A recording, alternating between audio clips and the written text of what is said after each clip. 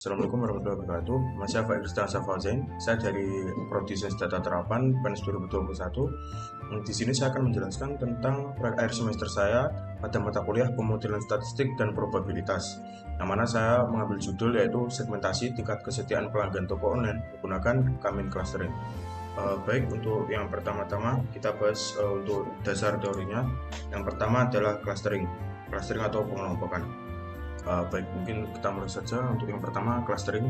Mungkin di sini ada tiga bagian, yaitu yang pertama input, model, dan output. Dimana untuk input sendiri di sini seperti yang digambar, kita ibaratkan bahwa jika kita memiliki kumpulan bola, namun bola itu kan bermacam-macam seperti pada gambarnya. Ada bola basket, ada bola sepak bola, ada bola kasti, dan ada bola voli.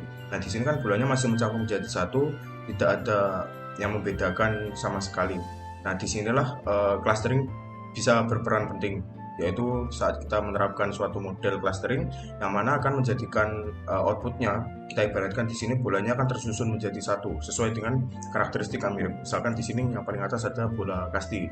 Bola kasti tersebut dinilai satu klaster atau satu kelompok karena mungkin memiliki karakteristik yang sama, mungkin dari bentuknya, ukurannya, sampai mungkin ciri-ciri khusus lainnya seperti pola atau motifnya.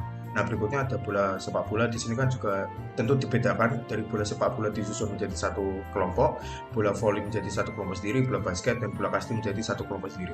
Nah, di sini adalah untuk prinsip clustering sendiri. Mungkin yang paling penting yang kita harus ingat adalah dalam satu cluster itu kan terdiri dari bermacam-macam anggota. Nah, misalkan di sini ada contoh cluster bola voli misalkan.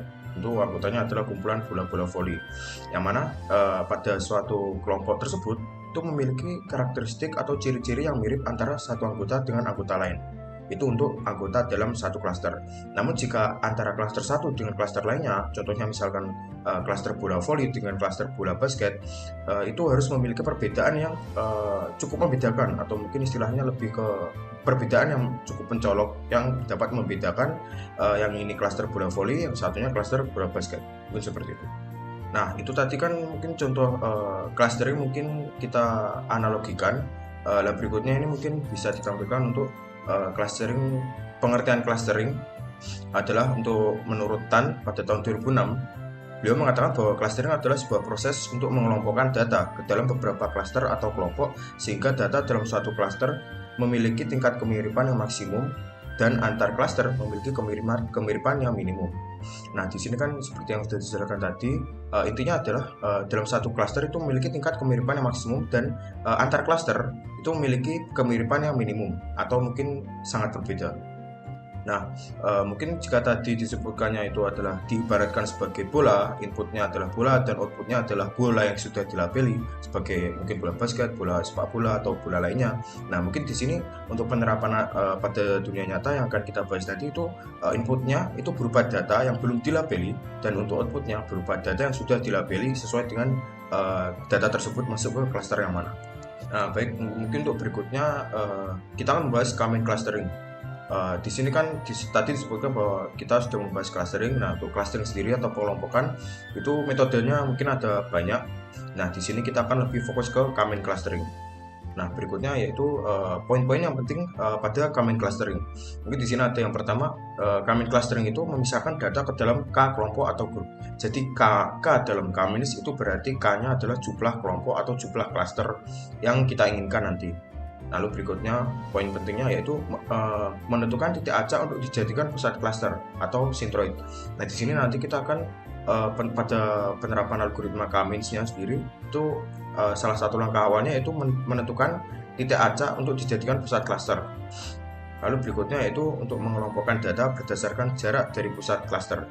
Nah, di sini mungkin setelah kita menentukan titik acak untuk dijadikan pusat cluster, nah kita mengelompokkan data-data lainnya yang bukan merupakan centroid itu berdasarkan jarak dari pusat cluster tersebut. Jadi mungkin data ini lebih dekat dari titik satu, maka kita masukkan ke cluster satu dan begitu seterusnya. Baik, langsung saja. Di sini kita akan menerapkan Kamin Clustering untuk untuk mengelompokkan tingkat kesetiaan pelanggan pada salah satu toko online. Nah, di sini untuk langkah pertama sendiri kita akan langsung import library yang kita butuhkan. Contohnya di sini kita import NumPy, Pandas, Matplotlib, Seaborn, Dtime, dan lain-lain seperti yang sudah saya highlight seperti ini. Nah, di sini untuk sumber data yang akan kita gunakan kali ini yaitu data transaksi pada salah satu toko online yang saya dapatkan dari Kaggle. Mungkin untuk linknya akan saya cantumkan di deskripsi nanti. Nah, di sini seperti yang kita lihat bahwa data kita atau dataset yang kita gunakan ini terdiri dari 8 fitur. Yang pertama adalah invoice no, stock code, description, quantity, invoice date, unit price, customer ID, dan country. Mungkin di sini artinya mungkin asumsi saya itu invoice no adalah nomor invoice, untuk stock code yaitu kode barangnya, description nama barang, quantity yaitu kuantitas barang yang dibeli pada transaksi tersebut, invoice date adalah tanggal transaksi, lalu berikutnya unit price adalah harga satuan, berikutnya customer ID yaitu kode unik dari pembeli, yang terakhir adalah country, tempat atau lokasi dari pembeli. Langkah berikutnya setelah kita import data, kita mungkin melakukan pre-processing data karena kita belum tahu data kita sudah baik untuk digunakan atau belum. Yang pertama kita cek untuk shape dulu atau bentuk. Nah, di sini seperti yang dilihat data kita mungkin terdiri dari 541.000 baris dan 8 kolom. Nah, berikutnya yang kita lakukan adalah mengecek lagi untuk informasi lebih detail terkait kolom-kolom atau fitur-fitur yang terdapat pada data kita. Mungkin di sini lebih detailnya, mungkin kolom yang pertama, kolom index no, invoice no, di sini sebanyak 500 sekian tadi. Data type masih berupa objek.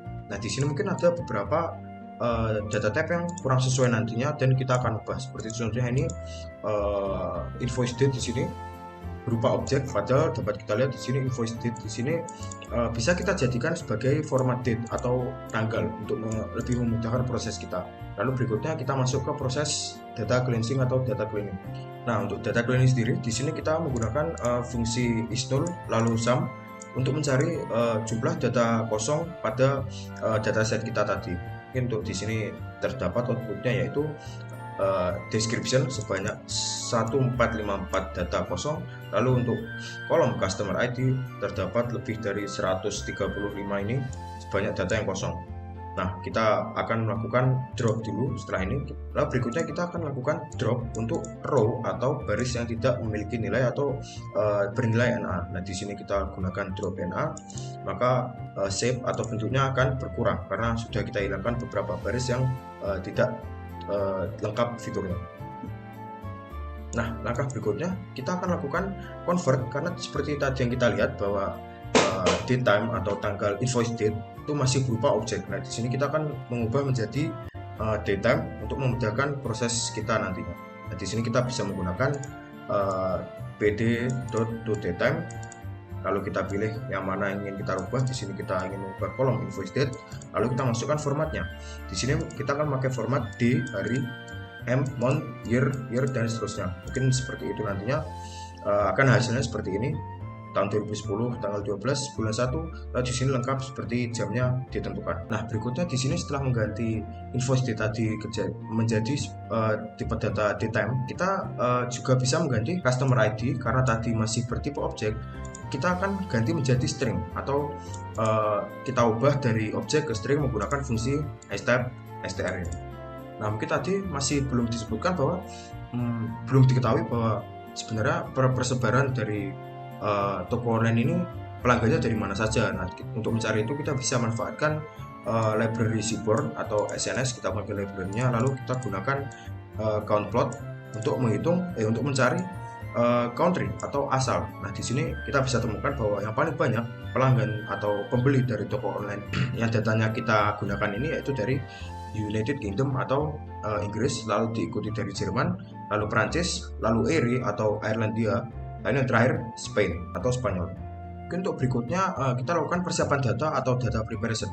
Nah, di sini tujuan kita awal kan ingin mengelompokkan data pelanggan tadi, mengelompokkan pelanggan tersebut berdasarkan tingkat kesetiaan mereka. Nah, tingkat kesetiaan ini mungkin kita akan tentukan berdasarkan 3 parameter di sini, yaitu yang pertama recency atau mungkin bahasa Indonesia adalah jumlah hari sejak tanggal terakhir transaksi. Maksudnya adalah mungkin pelanggan A ini baru belanja kemarin dibandingkan dengan pelanggan B yang sudah belanja terakhir kali belanja di toko online itu sudah seminggu atau 2 minggu yang lalu. Mungkin seperti itu untuk recency. Lalu berikutnya berdasarkan frekuensi atau frekuensi transaksi. Misalkan ada pelanggan A selama mengunjungi toko kita sudah membeli barang toko online kita sudah membeli barang sebanyak 5 kali, sedangkan pelanggan B sebanyak 20 atau lainnya seperti itu. Lalu yang terakhir adalah monetary. Kita bisa definisikan monetary sebagai total nilai transaksi. Misalkan pelanggan 1 sudah belanja mengeluarkan uang sebanyak 300 euro atau 300 dolar di toko online kita, dibandingkan dengan pelanggan B yang hanya mengeluarkan 15 dolar untuk membeli dari toko online kita. Mungkin seperti itu. Nah, langsung saja kita langsung membuat atribut baru atau membuat data frame baru. Di sini kita akan membuat retail, lalu kita akan namakan atribut monetary. Kita akan namakan nilainya yaitu sebagai amount, di mana amount ini akan berisi kuantitas atau barang yang dibeli oleh tiap-tiap customer atau tiap-tiap pembeli ya dikalikan dengan unit price dari barang tersebut. Jadi di sini kita simpelnya pelanggan itu membeli berapa banyak barang, lalu kita kalikan harga per barangnya. Maka di situ kita akan menemukan amount atau total dari uang yang dikeluarkan pembeli untuk memberi satu barang atau lebih barang di toko online kita. Jadi misal customer ID 12347 mengeluarkan uang sebanyak 4310 mungkin euro atau dolar untuk berbelanja di toko online kita, dan berikutnya sampai pelanggan yang paling akhir, customer ID yang paling akhir. Nah, lalu berikutnya kita membuat atribut baru yaitu frekuensi tadi. Nah, untuk frekuensi sendiri kita menggunakan fungsi count untuk menghitung total transaksi yang dilakukan oleh customer ID. Nah, di sini kita dapat tentukan bahwa misalkan di sini contoh customer ID 12346 itu melakukan transaksi sebanyak 2 kali pada toko online kita sampai saat ini. Lalu berikutnya customer ID seterusnya melakukan frekuensi atau melakukan transaksi sebanyak 182 kali dan seterusnya. Nah, di sini kita berikutnya kita gabungkan kedua parameter yang baru saja kita buat, yaitu untuk amount atau monetary dan frekuensi. Di sini kita bisa lihat kita gabungkan menggunakan merge pd.merge, lalu kita gunakan inner, maka hasilnya kan seperti ini.